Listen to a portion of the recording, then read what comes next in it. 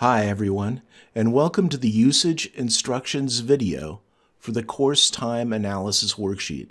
This is version 1.0 as of 4/15/2021. You can download a copy of the worksheet from my Google Drive by accessing the link in the description of this video. Now when you open the file, you're going to see the instructions, which is what you're seeing right now. But I want to talk about first what this worksheet does. So to get to the actual worksheet, you click on Course Time Analysis. Now this worksheet has sample data. It's actually a worksheet in progress that I'm using to track a course that I'm developing. What the worksheet does is it keeps track of your time and starts generating interesting statistics. For instance, let me see, I've got about a total of 14 lectures here complete in the course.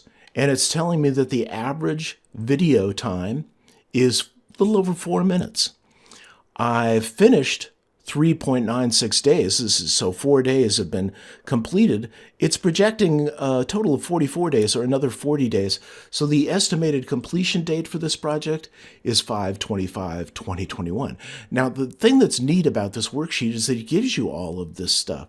Here's the number of lectures I'm recording per day, 1.52, so a little over 1.5.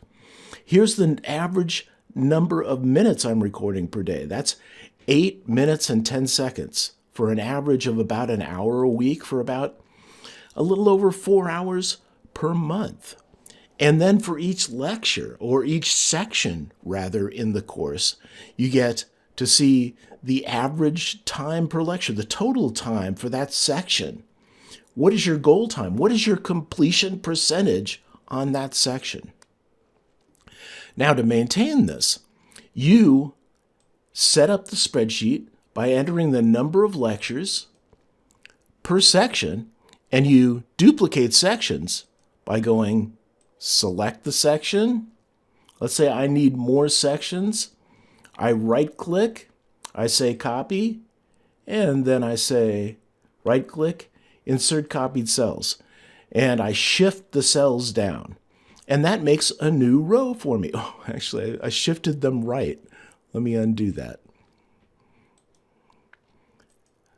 Shift cells down, and that gives me a new row in the table. If I need fewer rows, then I just select a row. I don't need this automation row anymore. I already have that in here. And I right-click and select delete. So, and move cells up.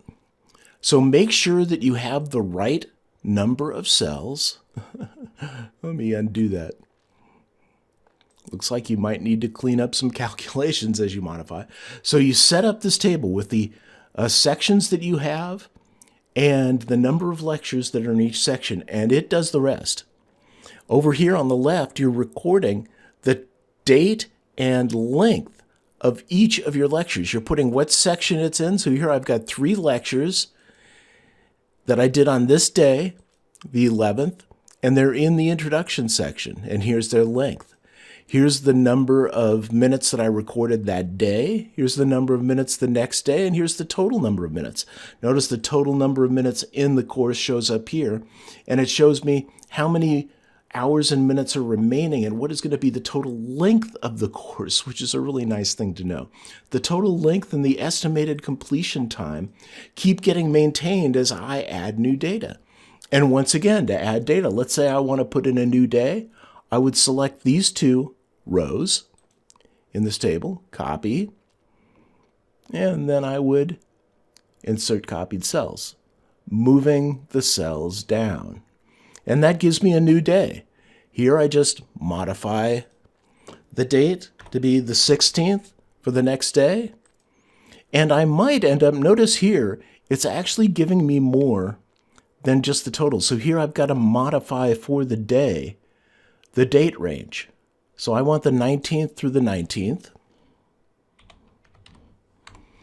Let's say the lecture was 1 minute. Be sure and enter the leading 0. Like that. I've got 1 minute for the day, And this might need to be modified. Well, actually, it doesn't. It does all of column C. So this should always be correct. And it gets added over here because it's in conclusion. I now have 2 lectures in conclusion. That's interesting. I've got an article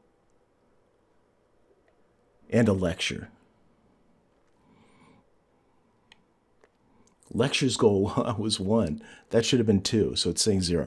Anyway, I made something that didn't make sense, but that's how you modify this table over here on the left. And this is your data that is analyzed to generate this table on the right.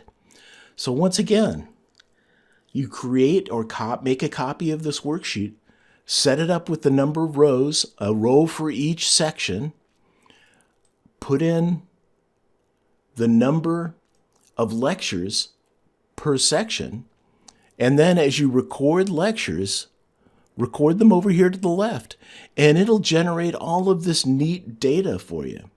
And once again, you can find a link to download this spreadsheet from my Google Drive in the description for this video.